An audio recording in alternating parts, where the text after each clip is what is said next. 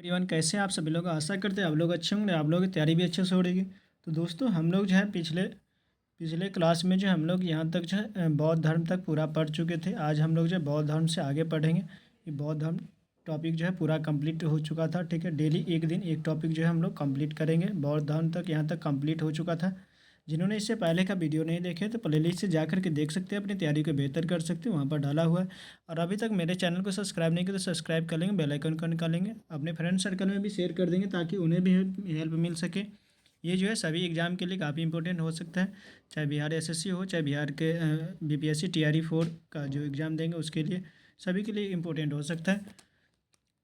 One day exam के लिए काफ़ी इंपॉर्टेंट है दोस्तों। ये महेश बनवाल सर का बुक है जो एनसीईआरटी पे बेस्ड है। ठीक है, पूरा एनसीईआरटी कवर किया गया है। तो चलिए आज हम लोग जो है यहाँ से आगे जो है पढ़ेंगे और अपना जो है यहाँ से रिवीजन के रूप में एक तरह से देखेंगे। ठीक है, एक एक पॉइंट के बारे में। ठीक है, तो आज हम लोग जो है आज का हेडिंग क्या है, हेडिंग देख लेते हैं। सबसे पहले हेडिंग जो है शैव एवं भागवत धर्म। ठीक है, शैव एवं भागवत धर्म के बारे में हम लोग पढ़ेंगे। ठीक है, तो इसमें जो है सबसे पहला क्या दिया गया है कि नयनार कौन था। ठीक है, नयनार कौन था, तो जो शिव के उपासक थे। ठीक है, शिव के उपासक संत को क्या कहा जाता था, नयनार कहा जाता था। इसको याद रखने के लिए एक ऐसा एक ट्रिक बता देते हैं। नयनार मतलब नयन। ठीक है, नयन मीन्स आँख। ठीक है, आँख। शिव, एक सेकेंड, आँख। ठीक है, तो इससे याद रखेंगे शैव यानी शिव के जो आँख होते हैं, त्रिनेत्र, जो वो हो जाएगा। तो ये क्या हो जाएगा, शिव के उपासक यानी शैव धर्म यानी शैव उपासक। ठीक है, जिसे शिव उपासक भी कहा जा सकता है। ठीक है, इसके बाद मत मयूर से क्या ताजपुर है। मत मयूर से क्या ताजपुर है, तो ये है कि भारत यानी प्राचीन भारत में एक शैव संप्रदाय। ठीक है, मत मयूर किसे कहा जाता था, तो प्राचीन भारत में जो है एक शैव संप्रदाय को कहा जाता था। प्राचीन भारत में जो है एक शैव संप्रदाय को जो है मत मयूर कहा जाता था। ठीक है, इसके बाद अगला पॉइंट में देखते हैं। अगले पॉइंट में दिया गया कि त्रिमूर्ति त्रिमूर्ति तथा अर्धनारीश्वर की पूजा किस काल में प्रारंभ हुआ था। तो पूछा जाएगा कि त्रिमूर्ति या त्रिमूर्ति तथा अर्धनारीश्वर की पूजा यानी त्रिमूर्ति का भी पूजा किस काल में हुआ था, प्रारंभ हुआ था, तो गुप्त काल में। या अर्धनारीश्वर की पूजा जो है किस काल में प्रारंभ हुआ था, तो गुप्त काल में। ठीक है, गुप्त काल में प्रारंभ हुआ था। ठीक है, इसके बाद मेगास्थनीज ने भगवान शिव को कौन सी संज्ञा दिया था। मेगास्थनीज ने भगवान शिव को कौन सी संज्ञा दिया था, तो ये दिया था डायोनीसस का। कौन सा, तो डायोनीसस की संज्ञा दिया था भगवान शिव को। किसने, तो मेगास्थनीज ने। ठीक है, मेगास्थनीज ने। ठीक है, इसके बाद अगले पॉइंट की ओर देखते हैं। अगले पॉइंट में दिया गया है कि जैन ग्रंथ जिसमें उत्तराध्ययन यानी उत्तराध्ययन में वासुदेव का संबंध किस जैन तीर्थकर से था, तो ये अरिष्टनेमी से। किससे, तो अरिष्टनेमी से था। याद रखेंगे कि जैन ग्रंथ जो है उत्तराध्ययन सूत्र में जो है वासुदेव का संबंध किस किस संबंध उसका संबंध जो है किस जैन तीर्थकर से था, तो ये था अरिष्टनेमी से था। ठीक है, किससे, तो अरिष्टनेमी से था। ठीक है, उसके बाद लिंग पूजा का प्रथम स्पष्ट उल्लेख किस पुराण में मिलता है, तो ये मत्स्य पुराण में मिलता है। किस में, तो मत्स्य पुराण में जो है लिंग पूजा का जो है उल्लेख मिलता है सबसे पहले। ठीक है, इसके बाद हम लोग जो देखते हैं कि अथर्ववेद एवं श्वेताश्वर उपनिषद में शिव का एक नाम महादेव मिलता है। शिव की प्राचीनतम मूर्ति जो पहली शताब्दी ईस्वी में मद्रास के निकट रेणुगुंटा। ठीक है, रेणुगुंटा में सिद्ध गुंडी मल्लम लिंग के रूप में प्राप्त हुआ था। ठीक है, इसमें जो दिया गया है कि अथर्ववेद और श्वेताश्वर उपनिषद में शिव का एक नाम महादेव मिलता है। ठीक है, क्या मिलता है, महादेव मिलता है, जिसमें जो है शिव की प्राचीनतम मूर्ति है जो पहली शताब्दी में जो है मद्रास के निकट। ठीक है, रेणुगुंटा, मद्रास के निकट कहाँ पर, रेणुगुंटा में जो है सिद्ध मुंडी मल्लम लिंग के रूप में प्राप्त होती है। ठीक है, इसके बाद अर्धनारीश्वर मूर्ति में क्या था कि आधे शिव और आधे पार्वती का। ठीक है, आधे शिव और आधे पार्वती का जो है चित्रण किया गया, यानी प्रतीक था उसमें, ठीक है। आधे शिव और आधे पुरुष का जो है उसमें प्रतीक था अर्धनारीश्वर में, ठीक है। जिसमें से किसका, देव और उसकी शक्ति के योग, ठीक है। दोनों का अर्थ क्या था, देव और उसके शक्ति का योग, ठीक है। देव और उसके शक्ति का योग, ठीक है, शक्ति के योग दर्शाया गया था, ठीक है। इसके बाद है कि दक्षिण भारत में शैव आंदोलन में किसकी प्रमुख भूमिका थी, यानी शैव आंदोलन को जो है किसने फैलाया था, यानी प्रसार किया था, तो ये किया था नैनार ने, ठीक है। दक्षिण भारत में जो है शैव आंदोलन का जो है किसकी प्रसार की भूमिका किसने निभाया था, तो नैनार संतों ने, ठीक है, नैनार संतों के, ठीक है। इसके बाद अगला पॉइंट में है नैनार संतों की संख्या कितनी थी, तो नैनार संतों की संख्या जो है कितनी थी, तो ये थी 63। कितना, नैनार संतों की संख्या कितनी थी, तो ये थी 63, ठीक है। कितनी, तो 63 थी, तो टोटल 63, ठीक है। इसके बाद एक संप्रदाय के रूप में शैव धर्म का प्रारंभ किस काल में हुआ था, तो किस काल में, तो शुंग सातवाहन के काल में, ठीक है। किस काल में, तो शुंग सातवाहन के काल में, ठीक है। शुंग सातवाहन के काल में हुआ था, ठीक है, शैव धर्म के संप्रदाय शैव धर्म का प्रारंभ, ठीक है। इसके बाद कुछ प्रमुख दर्शन है और उसके प्रतीक, ठीक है, प्रतिपादक, ठीक है। कुछ प्रमुख दर्शन और उसके प्रतिपादक, ठीक है। सांख्य दर्शन का जो है आधार ग्रंथ क्या था, सांख्य सूत्र था, ठीक है। प्रतिपादक क्या था, प्रतिपादक क्या था, तो प्रतिपादक जो है कपिल मुनि, क्या था प्रतिपादक, तो कपिल मुनि था, ठीक है। इसके बाद न्याय दर्शन का न्याय सूत्र था, ठीक है। और प्रतिपादक अक्षपात गौतम, ठीक है, अक्षपात गौतम, ठीक है, अक्षपात गौतम था, ठीक है। इसके बाद योग दर्शन का योग सूत्र, ठीक है। योग दर्शन का क्या था, यानी योग सूत्र था, और इसका एक क्या था, तो पतंजलि था। प्रतिपादक कौन था, तो पतंजलि, ठीक है। इसके बाद वैशेषिक दर्शन का वैशेषिक सूत्र था, ठीक है। और प्रतिपादक कौन था, ये कनाद या उलूक था, कौन था, कनाद या उलूक था, ठीक है। इसके बाद मीमांसा का कौन था, तो मीमांसा का पूर्व मीमांसा, ठीक है। इसका प्रतिपादक कौन थे, तो ये था जैमिनी, कौन, तो जैमिनी था, ठीक है। इसके बाद वेदांत का ब्रह्म सूत्र था, ठीक है। और इसका जो है प्रतिपादक कौन था, तो यह था बदरायण, यानी बदरायन, ठीक है, बदरायन, ठीक है, याद रखेंगे।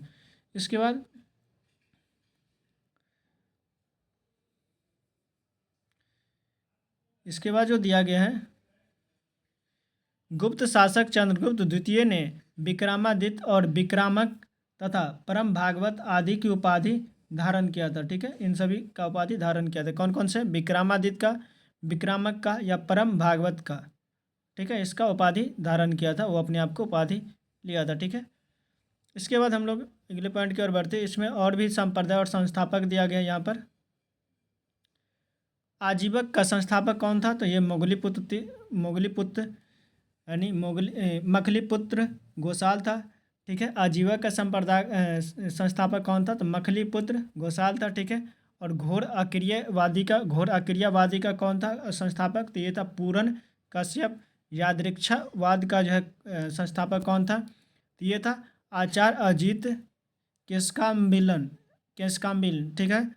यादृच्छावाद का कौन था, तो आचार्य अजीत केशकाम्बिलिन, ठीक है। इसके बाद भौतिकतावाद का, यानी भौतिकवाद का संस्थापक कौन था, तो ये था पकूद कच्छायन, ठीक है। इसके बाद अनिश्चयवाद का संस्थापक कौन था, तो ये था संजय वेठालीपुत्र, ठीक है, संजय वेठलीपुत्र, ठीक है। इसके बाद भागवत धर्म का प्रवर्तक किसे माना जाता है, तो कृष्ण को माना जाता है। भागवत धर्म का प्रवर्तक किसे माना जाता है, तो कृष्ण को माना जाता है।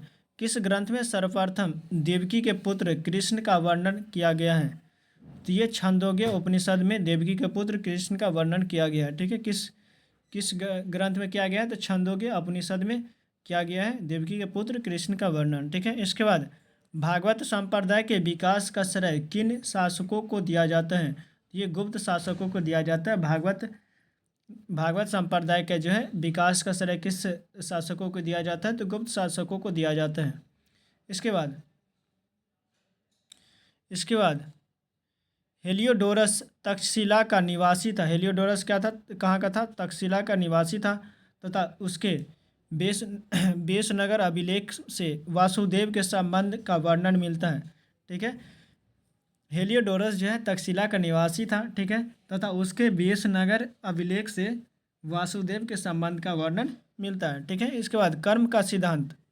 कर्म का सिद्धांत किस दर्शन से संबंधित है? तो ये मीमांसा से संबंधित है। कर्म का सिद्धांत किससे संबंधित है? तो ये मीमांसा से संबंधित है। इसके बाद अवतारवाद का सर्वप्रथम उल्लेख किस ग्रंथ में मिलता है? तो ये किस ग्रंथ में मिलता है? तो श्रीमद् भागवत गीता में अवतारवाद का उल्लेख मिलता है। ठीक है, इसके बाद भागवत गीता में मोक्ष का साधन के रूप में धर्म कर्म और भक्ति, ठीक है, धर्म कर्म और भक्ति को समान महत्व दिया गया है। ठीक है, भागवत गीता में मोक्ष के साधन के रूप में धर्म कर्म तथा भक्ति को जो है समान महत्व दिया गया है। ठीक है, इसके बाद अगला पॉइंट में दिया गया वह प्राचीन स्थल जहाँ 88,000 ऋषि मुनियों की सभा में संपूर्ण महाभारत कथा का वाचन किया गया था। ठीक है, वो कौन सा जगह था? तो वो था नैमिषारण्य। ठीक है, नैमिषारण्य। ठीक है, जिसे सीतापुर उत्तर प्रदेश कहा जाता है। सीतापुर उत्तर प्रदेश में। ठीक है, सीतापुर उत्तर प्रदेश। ठीक है, नैमिषारण्य। ठीक है, जहाँ पर 88,000 ऋषि मुनियों की जो सभा में महाभारत का कथा वाचन हुआ था। ठीक है, इसके बाद अगला पॉइंट में दिया गया है कि भागवत संप्रदाय में भक्ति के रूपों की संख्या कितनी है? तो भक्ति के रूपों की संख्या 9 है। ठीक है, जिसे नवधा भक्ति कहा जाता है। ठीक है, इसके बाद मेगास्थनीज ने कृष्ण को किस नाम से उल्लेखित किया है? ये हेराल्कीज के नाम से उल्लेखित किया। मेगास्थनीज ने कृष्ण को किस नाम से उल्लेखित किया गया है? तो हेराल्कीज नाम से उल्लेख किया गया है। इसके बाद दक्षिण भारत में वैष्णव मत का विस्तार किसने किया था? तो अलवार संतों ने किया था। दक्षिण भारत में जो है वैष्णव मतों का जो है मत का विस्तार किसने किया था? तो अलवार संतों ने किया था दक्षिण भारत में। ठीक है,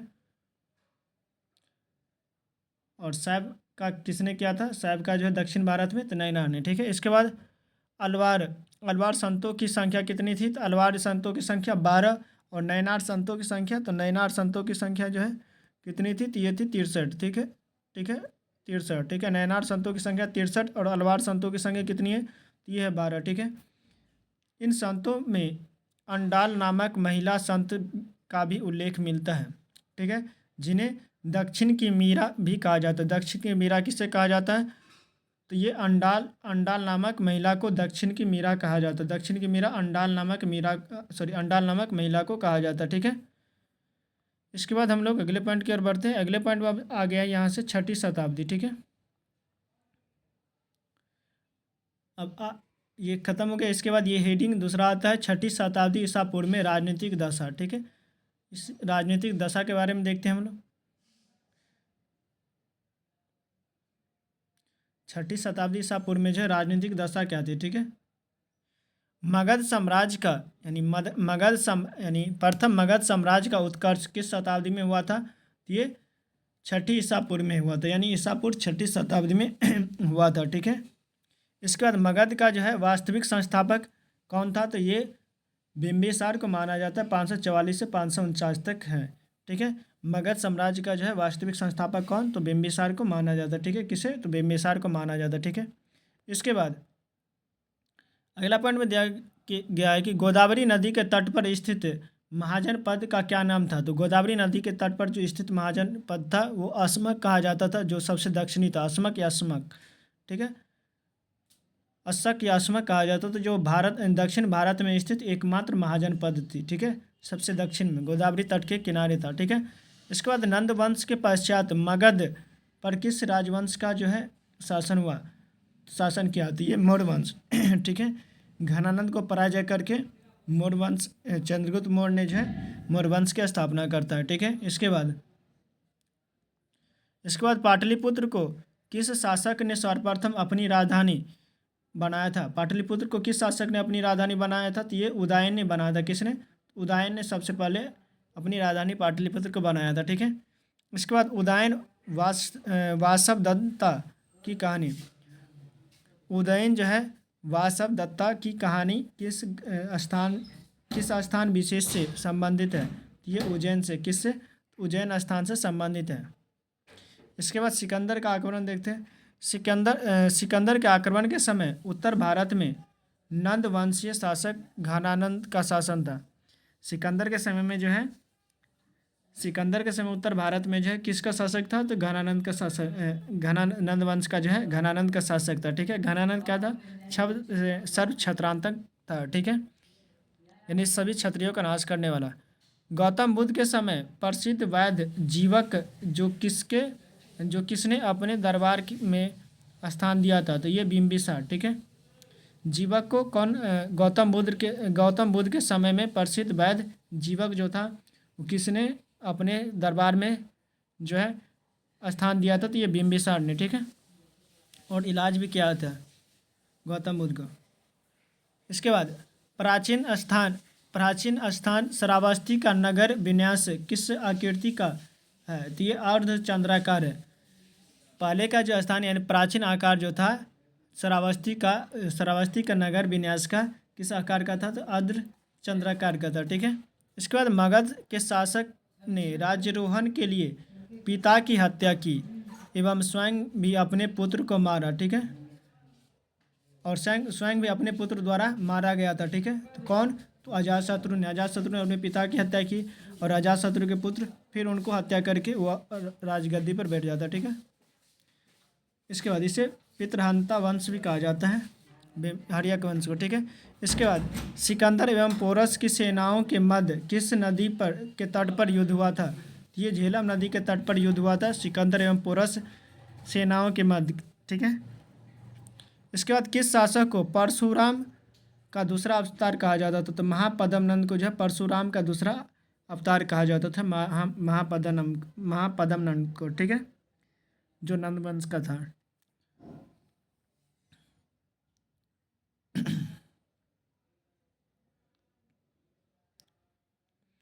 इसके बाद 16 महाजनपद और उसके राजधानी के बारे में देखते हैं। 16 महाजनपद और उनकी राजधानियाँ। ठीक है, अंग की राजधानी कहाँ था, तो चंपा, जिसका प्राचीन नाम क्या था, मुंगेर, प्राचीन नाम मालिनी। ठीक है, प्राचीन नाम क्या था, मालिनी। ठीक है, चंपा।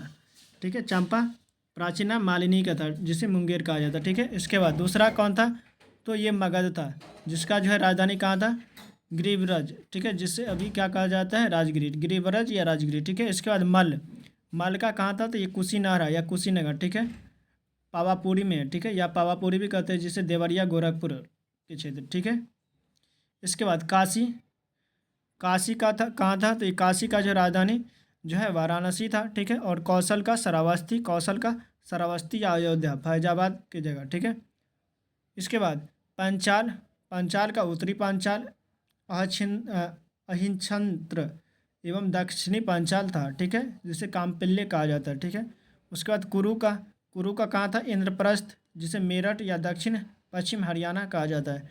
ठीक है, ये सब याद रखेंगे। इसके बाद 8वां जो था वो वज्जी था। ठीक है, जो विदेह एवं मिथिला के क्षेत्र, वज्जी जो विदेह एवं मिथिला के क्षेत्र था। ठीक है, मत्स्य जो है विराटनगर जो जयपुर, विराटनगर जयपुर। ठीक है, विराटनगर जयपुर का क्षेत्र था मत्स्य महाजनपद। ठीक है, उसके बाद वत्स कौशाम्बी का था, कौशाम्बी इसका राजधानी था, जो इलाहाबाद और बांदा का जो है क्षेत्र कहलाता था। सूरसेन मथुरा का क्षेत्र था। ठीक है, चेदी जो है सुत्तिवती का था, जो जिसे सुक्तिमती कहा जाता था। ठीक है, इसके बाद अस्मक जो सबसे किधर दक्षिण भारत का था, जिसे पोतन या पोटली कहा जाता था। पोटली राजधानी था इसका, अस्मक का, पोतन या पोटली। ठीक है, इसके बाद अवंती का राजधानी कहाँ था, उत्तरी अवंती या उज्जैन था। ठीक है, एवं दक्षिणी अवंती महिष्मती। ठीक है, ये एरिया था। ठीक है, गांधार का कहाँ था, तो गांधार का तक्षशिला था इसकी राजधानी। ठीक है, जो पाकिस्तान में। ठीक है, कम्बोज का कहाँ था, हाटक राजधानी था। ठीक है, जो अभी हाटक यानी राजपुर, जो अभी कहाँ, कश्मीर में। इसके बाद वज्जी तथा मल महाजन पदों में गणतांत्रिक व्यवस्था थी। ठीक है, यानी गणों के अकॉर्डिंग सभी यहाँ के सबके राय विचार सुने जाते थे। ठीक है, वज्जी और मल महाजन पद में। ठीक है, इसके बाद हर्यक वंश का अंतिम शासक कौन था? तो ये नागदशक था। हर्यक वंश का अंतिम शासक नागदशक था। उज्जैन का प्राचीनतम नाम क्या था? तो अवंतिका। ठीक है, उज्जैन का प्राचीनतम नाम क्या था? तो अवंतिका था। ठीक है, इसके बाद सिकंदर कहाँ के शासक था?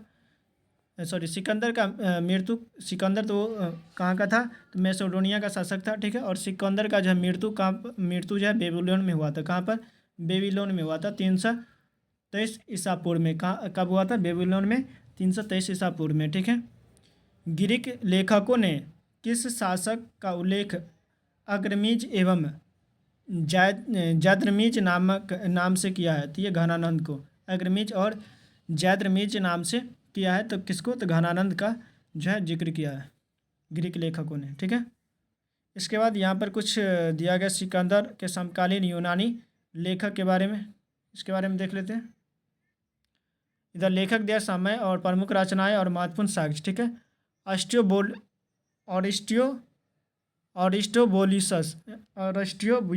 ठीक है, अरिस्टोबुलस जो है इसका जो है इस समय क्या था? तो 327 से 326 ईसा पूर्व। इसके समय में जो है युद्ध का इतिहास, यानी रचना क्या था? युद्ध का इतिहास। ठीक है, एरियन और प्लूटार्क ने अपनी रचनाओं के आधार पर बताया था। ठीक है, इसके बाद ओनोसेंट्रियोकट्स यानी ओनोसेक्रिटस। ठीक है, इसका जो है समय काल क्या था? तो 327 से 326 ईसा पूर्व।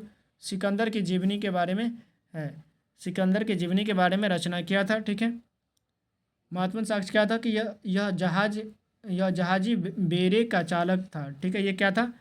ये जो है जहाजी बेरे का जो चालक था, यानी जहाज को चलाने वाला था। ठीक है, इसके बाद निरियाकस जो 327 से 326 तक था। ठीक है, इसने जो है अस्ट्रो एवं एरियन विवरण दिया था, अस्ट्रो और एरियन का विवरण दिया था। ठीक है, यह जो है सिकंदर के जहाजी बेरे का एडमिरल था। क्या था? एडमिरल। ठीक है, एडमिरल था। ठीक है, इसके बाद दिया गया कि बौद्ध धर्म यानी बौद्ध ग्रंथ अंगुत्तर निकाय एवं जैन ग्रंथ भगवती सूत्र से जो है 16 महाजन पदों का मिलता है। ठीक है, जानकारी मिलता है भगवती सूत्र से, जैन धर्म के भगवती सूत्र से, और बौद्ध धर्म के अंगुत्तर निकाय से जो है 16 महाजन पदों का जो है जानकारी मिलता है, प्राप्त होता है। ठीक है, तो चलिए दोस्तों, आज हम लोग यहीं तक रखते हैं। आप लोगों को क्लास कैसा लगा कमेंट में ज़रूर बताइएगा। इससे पहले का सेशन नहीं देखे तो जा करके देख सकते हैं। अभी तक चैनल को सब्सक्राइब नहीं किया तो सब्सक्राइब कर लेंगे, बेल आइकन ऑन कर लेंगे। सारा वीडियो प्लेलिस्ट में डाला हुआ है, वहाँ से जा करके देख सकते हैं। चलिए आज के लिए इतना ही रखते हैं, तब तक के लिए बाय। जय हिंद, जय भारत।